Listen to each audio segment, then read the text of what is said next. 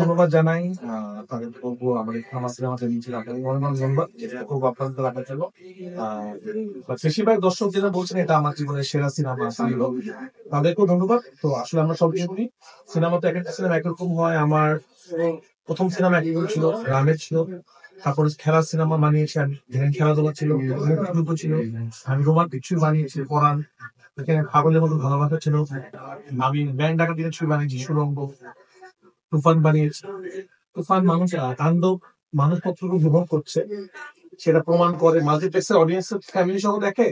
মাল্টিপ্লেক্সে যেহেতু 7 দিনে সব রেকর্ড ছাড়িয়ে গিয়েছে, আমরা কিন্তু সেভাবে বুঝতে পারি যে মানুষ সিনেমাটা দেখছে। সিনেমা কিন্তু প্রথম দিন মানুষ দেখে হাইপ, সেকেন্ড দিন থেকে মানুষ দেখে মাউথ পাবজি। আপনাকে ভালো লাগছে ওয়ার্ড অফ মাউথে মানুষ দেখে। মানুষের যেহেতু ভালো লাগছে সেটা, বাট এটা ঠিক যে কোনো সিনেমা, যে কোনো কবিতা, যে কোনো গান একসাথে সবার ভালো লাগবে না।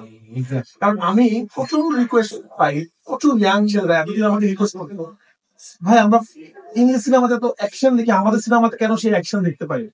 এবং আপনাদের অনেক সাংবাদিক ভাই বোনেরা সরাসরি বলছে যে আমরা জনমিকের মতো ফাইট করতে চাই। তো আমাদেরকে সবসময় চিন্তা করতে হয়, আমাদের জেনারেশনকে আসলে চিন্তা করে সিনেমা বানানো হয়।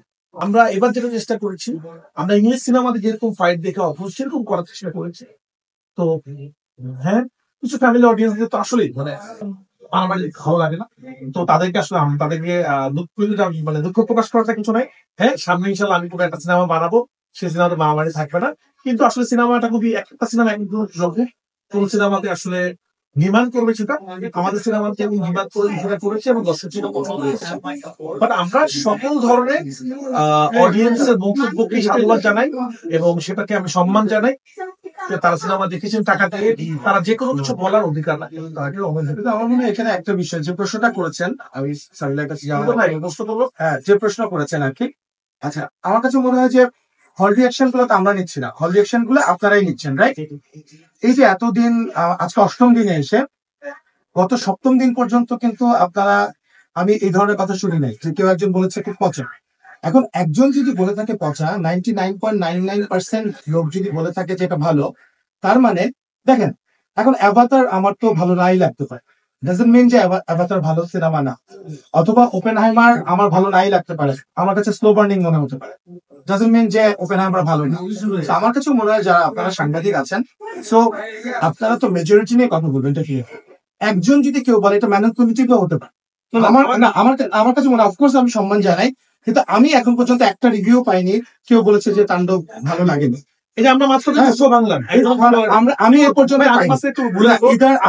আপনি যখন বললেন তখন, তো সেই দর্শককে শ্রদ্ধা রেখে বলছি, যদি এরকম বলে থাকে সেটা আমি তো দেখতেও চাই। তো এটা আমার জন্য কিন্তু আজকে নতুন একটা সংবাদ আপনি জার্নালিস্ট হিসাবে আপনি দিলেন। না, এটা 7 দিন ধরে আমি পাই নাই। ঠিক আছে, সবাই বেস্ট বলতেছে, বেস্ট মুভিটা একটা বেস্টের সংজ্ঞাটা একজন খারাপ লাগছে, এটা ওনাদের কাছে ভালো লাগছে। দর্শকদের মতামতকে আমরা মানে সম্মান জানাই। তারা যে কোনো মতামত যে কোনো দিতে পারে, যারা টিকিট কেটে সিনেমা দেখবে তারা যে কোনো মতামত দিতে পারে।